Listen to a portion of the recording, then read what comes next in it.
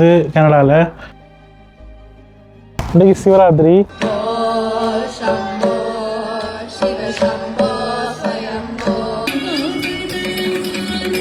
Hi, so வணக்கம் எல்லாருக்கும். So நான் இப்போ கனடாவில் நிற்கிறேன். இந்த குளிருக்கு அங்கே போகிறேன்னு கேட்டால் நான் இப்போ கோயிலுக்கு போய் கொண்டிருக்கேன். ஸோ பஸ்ஸில் எடுத்தால் நான் கோயிலுக்கு போகிறேன். அப்படியே வந்தால் இதில் பஸ் ஸ்டாண்ட் இருக்குது. இங்கே பஸ்ஸுக்கு வெயிட் பண்ணுறதுக்காக பாருங்க, கண்ணாடியில் அடித்த கூண்டெல்லாம் வச்சுருப்பாங்க.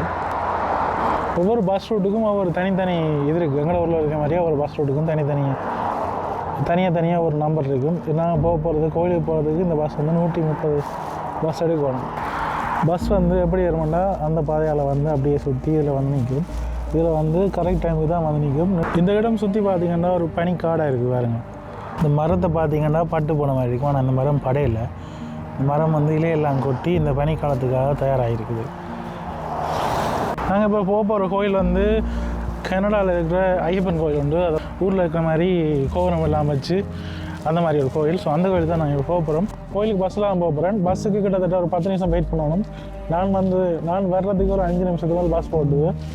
அப்போ பஸ்ஸை கொஞ்சம் வெயிட் வெயிட் பண்ணி தான் போகணும். ஸோ பஸ் அடைக்க பஸ்ஸை காட்டுறவங்களுக்கு உள்ளுக்கு நல்ல குளிருக்கு ஹீட்டெல்லாம் போட்டு நல்ல விதவிதப்பாக இருக்கும்.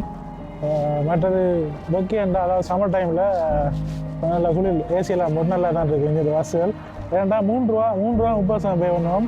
எங்களோட ஒரு காசுக்கு 600 வரும் நினைக்கிறேன். 600 வரும் ஒரு ட்ரிப்புக்கு.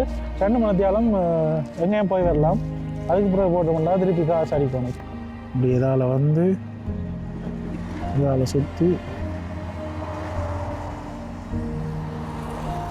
நாங்கள் பஸ்ஸில் வேறு போகிறோம்.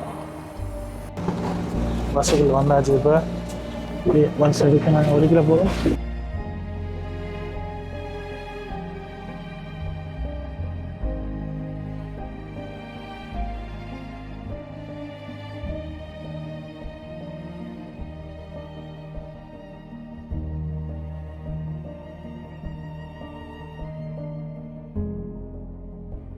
பஸ்ஸால் இறங்கி கோயிலுக்கு போகிறேன். இதான் கோயிலுக்குள்ளே போகிற என்ட்ரன்ஸ். இங்கே இருக்குது கோயில், பெரிய கோபுரம், ராஜகோபுரம் மாதிரி இருக்குது.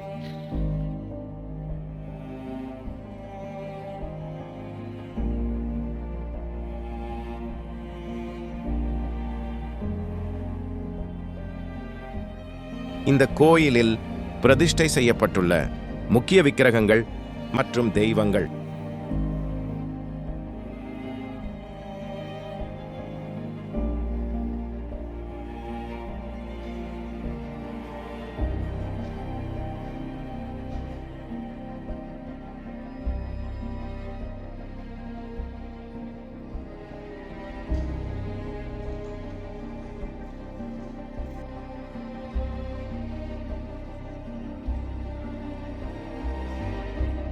இந்த கோயிலின் மூலவர் பகவான் ஐயப்பன் ஆவார்.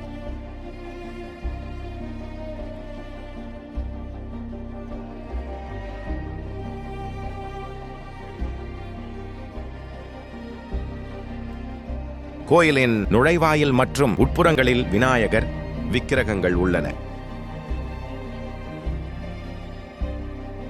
முருகன், சுப்பிரமணியர், வள்ளி தெய்வானையுடன் முருகப்பெருமான் எழுந்தருளியுள்ளார். சிவன் மற்றும் பார்வதி லிங்க வடிவில் சிவன் மற்றும் பார்வதி தேவியின் விக்கிரகங்கள் உள்ளன.